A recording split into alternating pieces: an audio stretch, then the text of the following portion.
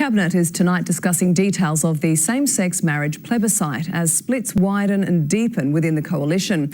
Conservatives and moderates are divided over public funding for both sides of the campaign. I call the Leader of the Opposition. First Bill Shorten. Today is a chance for our Parliament to prove its worth. Then Green Adam Bant with separate bills to legislate same-sex marriage. A no campaign would be an emotional torment for gay teenagers.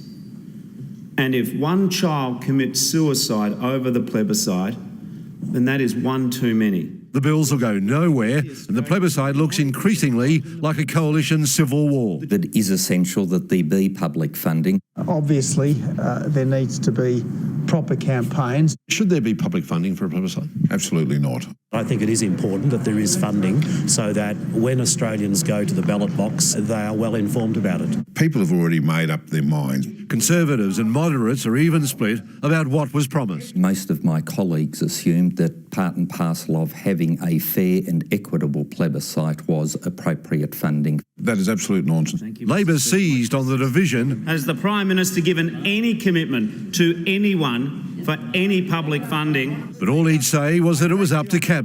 Whichever side is unsuccessful will nonetheless be able to say we had a fair go, it was a fair contest, a fair question, a fair process. The Australian people spoke, they made a decision, and we, the Parliament, then respect it. That's my commitment.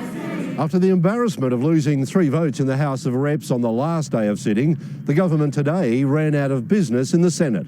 It meant coalition senators had to filibuster for 4 hours. Excuse me. Talking about TV shows. I was watching the last night of the proms. And election candidates they couldn't remember. And in the seat of McEwen, we ran Andrew. Not even close, it was James Anderson. Lane Kelkart, 9 News.